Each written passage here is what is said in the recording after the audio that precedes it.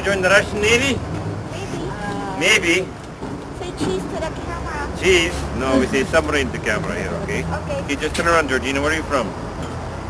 Vancouver, Vancouver, I I'll think. tell you what. If you want to join the Russian Navy, you must go to Russia, so get out of here, okay? Okay, get out There's a there. lot more free things in Russia. Well, that's too bad, isn't it?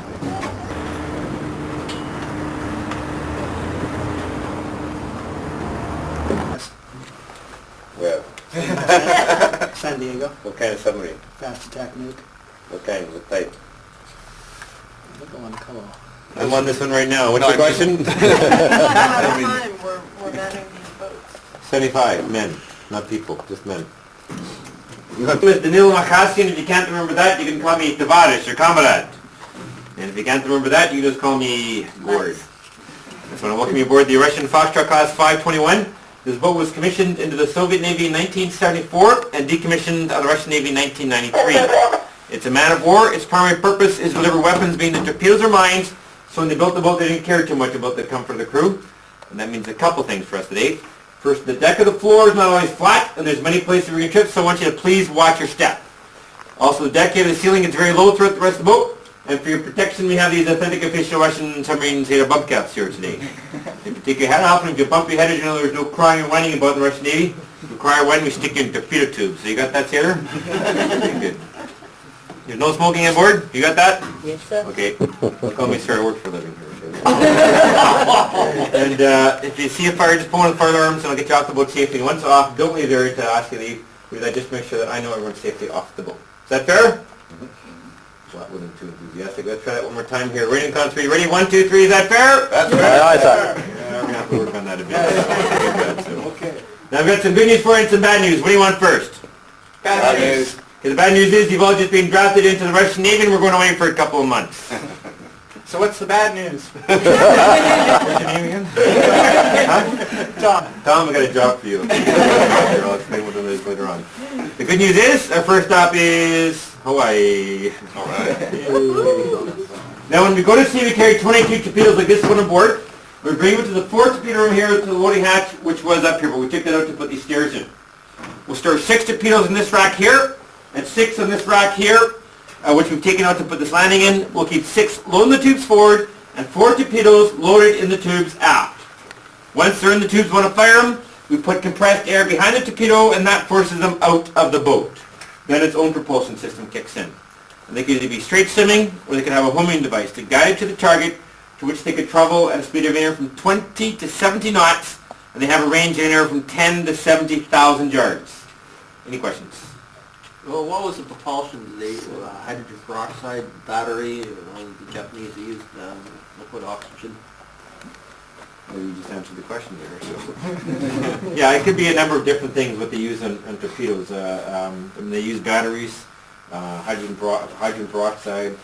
The American Mark 48 torpedo uses a fuel called auto fuel, which is a nitrogen-based fuel. So there's a whole bunch of different things. How much of the torpedo is actually explosive and how much is propulsion? Well, there's a couple of different parts of it. You're going to have a if it's a torpedo that has a sword in it, some of it's going to be guidance. Right. Then you're going to have some explosive and a lot of fuel or batteries, and then some the propulsion unit. And they can weigh anywhere from 3,000 to 5,000 pounds. Any questions? So one of these would like sink an aircraft carrier? It depends on depends on what type of torpedo it is. Of course, if you get anywhere you're going to ignite any fuel or anything like that, it doesn't matter if it sinks. It's still kind of useless. The last time in the fired torpedoes in another ship was the HMS Conqueror of the Royal Navy when it sent the General Belgrano of the Argentine Navy off the Falklands in 1982. And what they did is they fired a spread of 3 Mark 8 torpedoes, which were torpedoes designed during the Second World War. And why they used the Mark 8 torpedoes is Mark 8 were just basically a straight-swinging torpedo. They fired them from a range of 1,800 yards, okay, which is just over a mile. And the reason they used the Mark 8 is because it carried 1,200 pounds of explosives compared to 200 pounds of explosives that the more modern torpedoes had. and they were firing it at the General Belgrano was a former USS Phoenix, which is an old cruiser, and it had an armored hull. So they wanted to use something that had a bit more punch to it. So. Well, sometimes they don't want the torpedo to actually hit the ship. They just want it to blow up underneath it and break. Yeah, well, that's what they do. Yeah. Do the new modern torpedoes, are they just a straight explosive, or do they use some shape charges or any kind of special What kind of charges? shape charges What's for that? for penetrating, the hulls of ships? Are you an engineer or something? No. I was just curious if they've improved the warheads rather than just, on impact explosion. Oh no, they don't hit like you said. They don't actually. They used to hit. They used to go inside, but what they do now is they'll actually they'll swim underneath the hull and explode underneath the hull. Kind of broke the keel. Yeah, that's just what they do. Yeah. More questions? Can you say the last time this boat fired in action? No, I never said this one did. Oh. I said HMS Conqueror did. That's the only one that's seen any action. There's since been the second stories of torpedoes, they aren't moving so fast, and they hit the ship, but they didn't explode. They went right into it and stuck there and plugged up the hole quite nicely. Yeah. Well, same thing with bombs and everything. And the Japanese... The guidance is independent once it's been released, is it? Torpedoes, some torpedoes, okay, I'm just going to speak about torpedoes in general, but some torpedoes can carry up to 10 miles of guide wire, so you can guide the torpedo from the submarine to the target for the first 10 miles, and then it can have either an active or passive sonar. Any more questions? Okay, so there's going to be a test afterwards. You have to memorize this. Okay, you got that? Were the Russian torpedoes better than the American torpedoes in the Second World War? The American ones in the Second World War, they're mostly dead. Oh, that wasn't, they weren't dead, they just had some problems with some of the Both fuel didn't work. well, the fuses, and they were running too deep. They were 14 feet or 11 feet as opposed to what they were. How deep can this go? Test depth's about 1,000 feet or 300 meters. Okay. And the next space we're going into is the forward test deck. That's where the officer is the boat, each seat working on your left. When you go through the hatch, if you take a look, you'll see a washroom. There's no headed toilet here, but there's two heads further back in the boat, and they serve the daily functions of the 75 men that work in here. On your right-hand side, you see the captain's cabin. I want you to note how large and luxurious it is. It 4 hatches like this when you go through them. Put one leg through, your backside down, top side through, and the other leg through. That's the same when you get there. There's no diving through the hatches like you see in the movies, because that can be very painful, believe me. No, that's your experience. Come on through.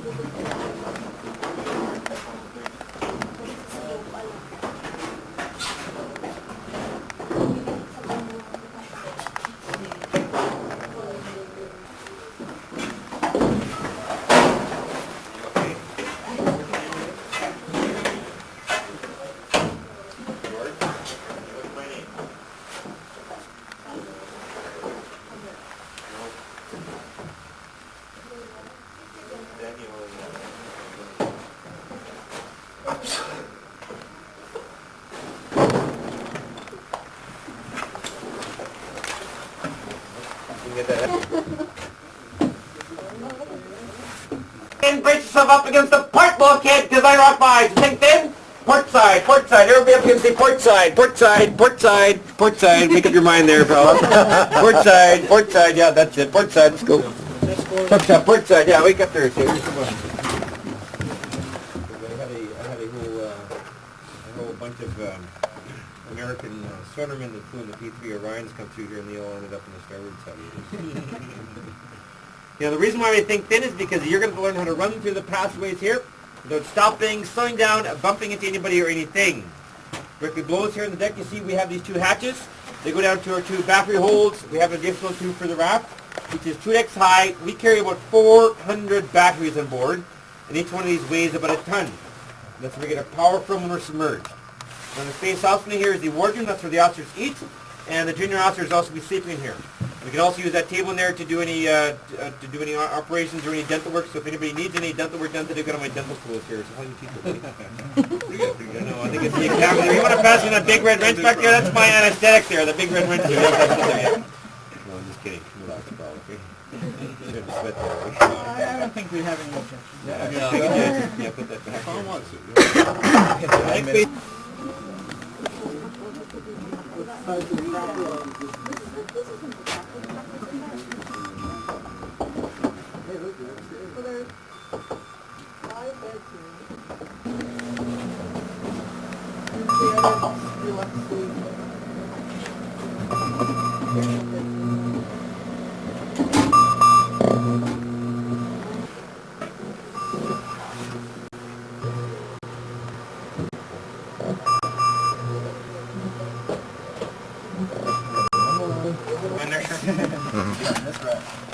Okay, now the first thing I'm going to talk about in here is the head, because that is, for obvious reasons, one of the more important pieces of equipment on board. The other reason I'm talking about the head is if we're down at 600 feet, for example, and you do some business in there, there's going to be about 20 times more pressure outside the boat than there is inside the boat. In order to get your business to that pressure gradient, you have a system of 8 valves you have to turn. And you have to turn them in the right sequence, or you could end up with a big supply shooting back at you. Then you know who gets to clean it up. We're going to give the first job to Tom here, okay, since he's so excited about leaving there. So good luck there, pal. Now when we dive, we're going to use these handles here to flood the ballast tanks, and we can do a crash dive in 45 seconds, and we go down at an angle of 60 degrees. You learn how to hang on, you get to momentarily join the Air Force. When we're submerged, we're going to use the helm here to fly the boat through the water. It's like flying an aircraft, except we don't have any windows to look out of, and we also don't use any navigation aids down here. So we have to very accurately track our movements so we don't crash into the bottom. When we surface, we're going to go up the ladder here to get outside through the conning tower. We usually surface at nighttime, and the red lights you see here help us keep our night vision. So that's why we have these red lights. After over here, you'll see a tube with a no smoking sign on it. That contains our snorkel, and we're going to talk more about the snorkel a little bit later on. After the snorkel is a retractable radio mast, and after that is a retractable radar mast. Below us is the only other working space on the boat. That's where we have our fridge and freezer. And further up on the deck there, we have our dry food stores. That's where we keep any food that's not perishable, and we're also going to store any refreshments down there that Russian submariners like take with them when they go to sea, like Diet Pepsi and Coke and iced tea and grill. And this Navy is civilized. They let their sailors drink beverages stronger than coffee, unlike the Navy to the south of us, which shall go nameless here.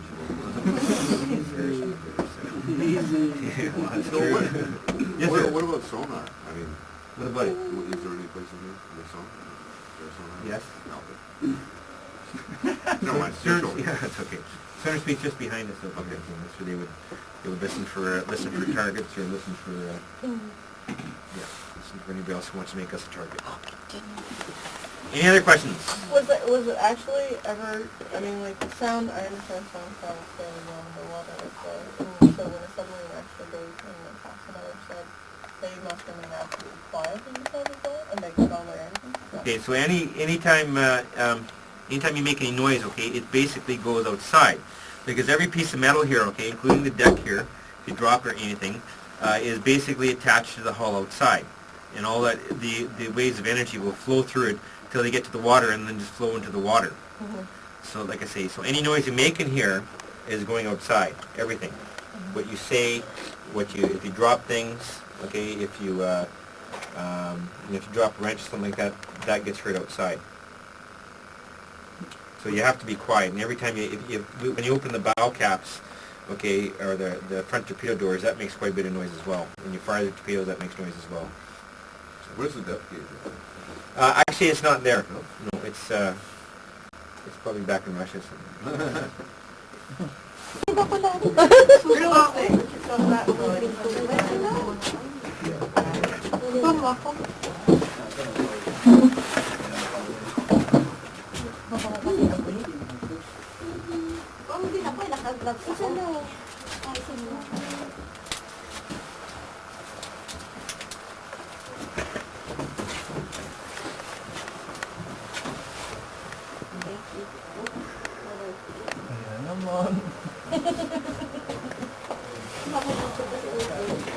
Hindi mo pumasok na.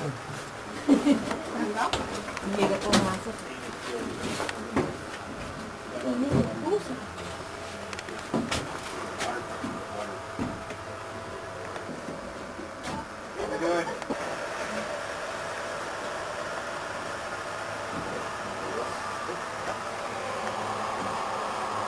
up from here you see the galley. This is where Larry's going to be cooking here 3 meals a day with the 75 men on board for the next couple months, so good luck to your here. Behind me here you'll see a red device. That's our trash disposal unit, and that's how we get rid of garbage when we're submerged, and basically we just pump it outside. If anybody complains about pollution, that's why we have 22 torpedoes on board. Now the next space you're going into is the engine room, and I want you to hold on to the railing when you go down the stairs because they're very steep. You ever hear that rumbling noise back there? Can you hear it? Yeah. Okay, we have turned on our diesel engines. We're now heading down the Fraser River for our first patrol. So if you all brought your toothbrushes along, you bring yours? No. You bring your toothbrush here, sir? Yeah, you bring yours? No? You bring your toothbrush? No, you bring yours? No, that's a no, huh? You bring your toothbrush? No, you bring yours? No, you bring yours? You bring yours, George? You bring gummy. I guess that's a maybe? What's your toothbrush? Your toothbrush is that's a finger, okay? Wake up. If you don't get your toothbrush, you'll get my dental board. Okay,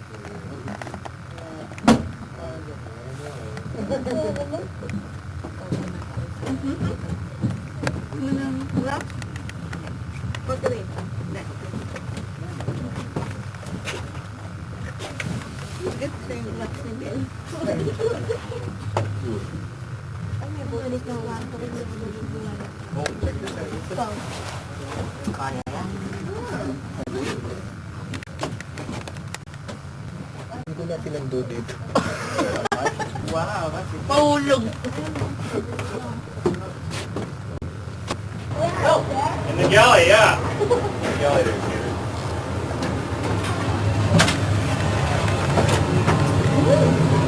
Could you stop there for a second? Just steam half here.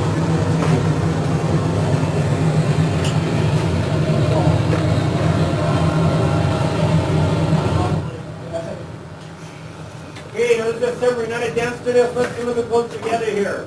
Make sure you're rubbing out with your neighbors. You gotta get everybody inside here. Close together here. You're sure? Hey. You can move down the stairs. Okay, get close to your neighbors. Close together here. Like I say, let's get close to there. Close to there. That's it. We're coming in. Great balance. Okay, now each of these 3 diesels has 6 cylinders, and they have a combined output of 6,000 horsepower. We only use the diesels on the surface. Submerged, we use the electric motors in the next phase. At some point, though, the battery power is going to run out, so we have to come back up to the surface to recharge the batteries. We can either run down the surface to do that. If we want to be partially hidden, we stick our snorkel above the water line, hit the boat below, draw air into the snorkel to feed the diesels. They're either direct drive to the 3 props, or we can generate electricity for the electric motors. Any questions?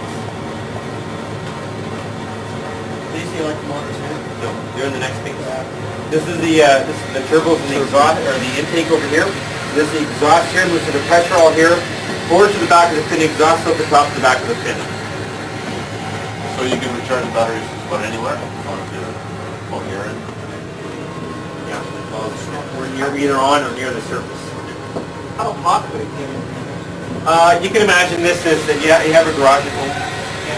Okay, well, imagine a 2-car garage, okay, like this is what the size of a 2-car garage. Imagine driving a Caterpillar in there, okay? Would that get hot and noisy? Yeah. Yeah, but drive 2 more in there, okay? Because that's, we've got 3 of them in here, 3 engines here, so, yeah. So much noise that you'd be deaf in a hurry. What? You'd be deaf in a hurry? What? You're on board. Oh. No, I mean, yeah, it would get noisy in here, and hopefully you take the precautions. What happens to the exhaust? Well, it goes out here.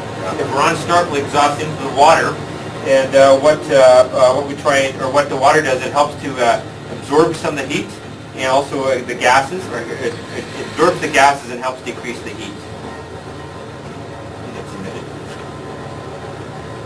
What's the diameter of the pistons? Oh, they're about this big here. Pretty big. Did the vessel come here under its own power, or was it? No, we towed it here from Vladivostok. Governments aren't too keen on individuals operating their own working submarines, because this is an offensive weapon. Okay, it only has one purpose. Okay, it's kind of like you walking around downtown with a machine gun. Okay, the cops, wouldn't be too happy with you. So government turns. Man, the feeling of power. Yeah, well, so they start shooting at you, yeah. So does it still belong to the Russian government, or it's No, been it's owned sold? by a private Canadian company. Private company. I heard they paid $1 million for it, is that true? We spent about $1 million to buy it and fix it up.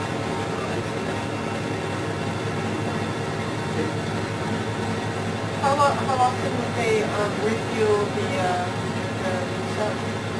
Um, How long? we can our range on the surface at cruising speed using diesel is about 20,000 nautical miles. Basically, what it's designed to do is just go out on patrol by itself and not have to worry about getting refueled or anything like that.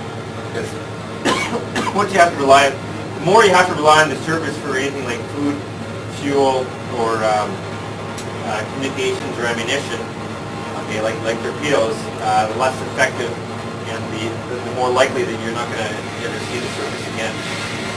What was the construction of this submarine? As a nuclear submarine, because a nuclear submarine can stay underwater for 2 months. And what a nuclear submarine does is they'll scrub out the carbon dioxide and they'll just take water and pass a current through it and produce oxygen and hydrogen and just burn the hydrogen and use the oxygen. Which is, and that's there's another that chemical process is also has another use in for powering submarines as well. You just reverse it and power in water. Questions? What was the normal tour? Maximum endurance at sea is about 70 days. 70? 70. Oh, 70. Yeah, 70. And maximum expensive version was 70 using battery power only. So this was based on, you say, A lot of oxide. Yeah. So they can stay underwater for 7 days with the battery? Depending on how you use the battery power.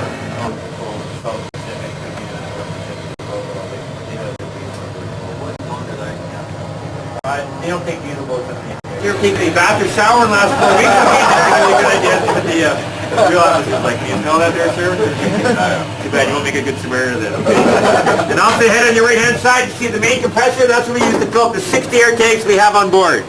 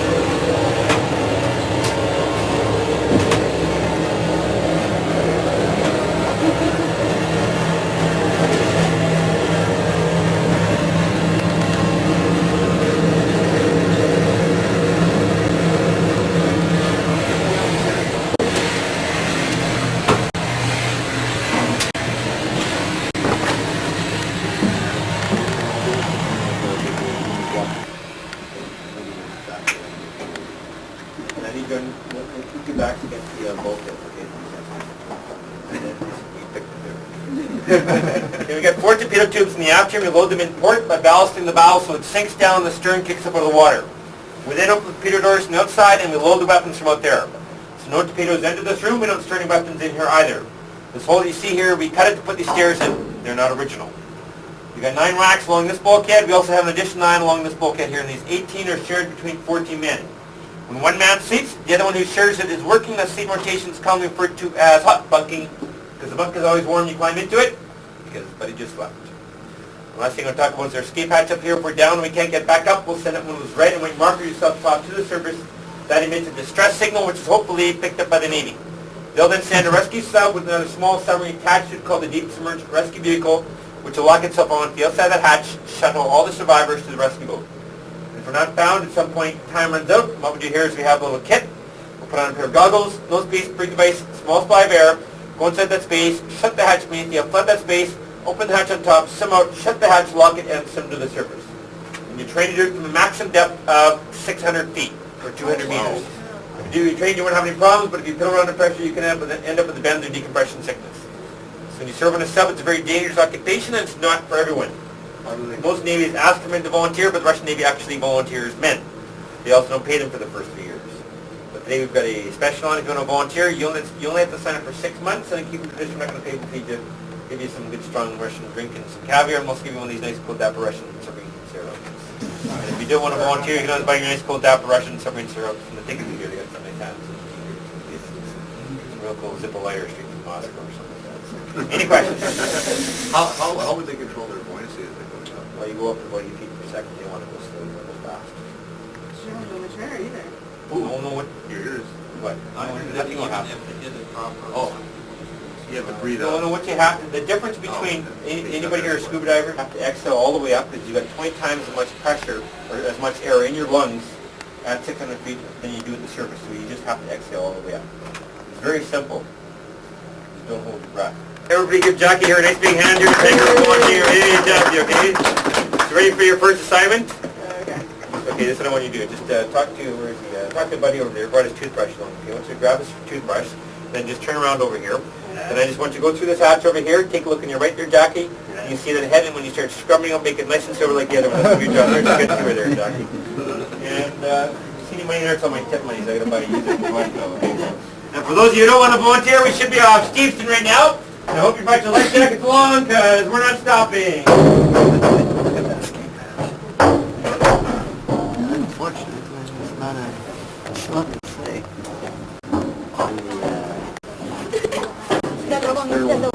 dalawang hacker sa kanya. Must be sideways. 90 degrees. Ooh, that was all. Never even dawned on me.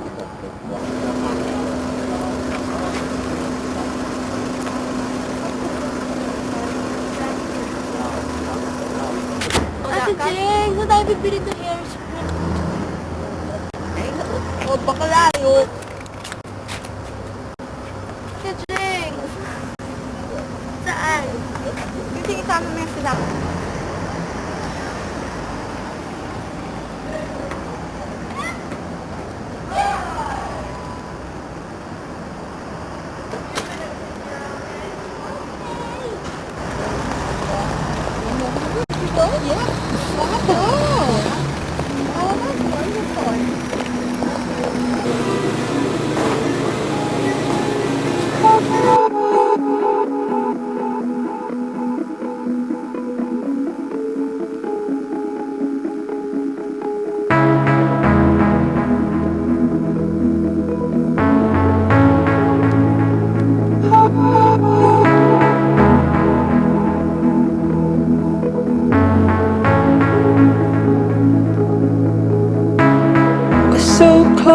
To touching now,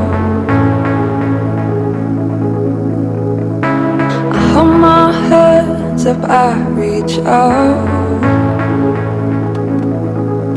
and I believe I'll see